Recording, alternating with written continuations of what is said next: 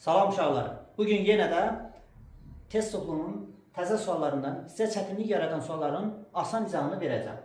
Deməli, belə bir bərabərsizlik bizə verilib və deyir ki, bərabərsizliyin həlli bu intervala daxil olarsa, x böyükdür k, x kiçikdir n bərabərsizliyidir, həll edin.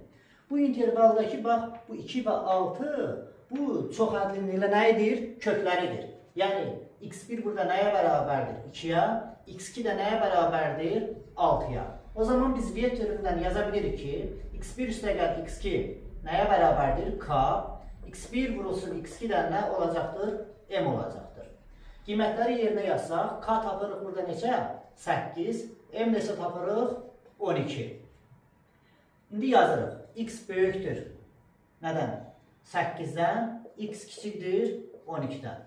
Deməli, x hansı intervala daxil oldu? X daxil oldu 8-dən 12-yə kimi.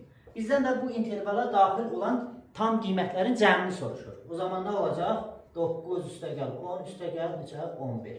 Bu da eləyəcəkdir neçə? 30.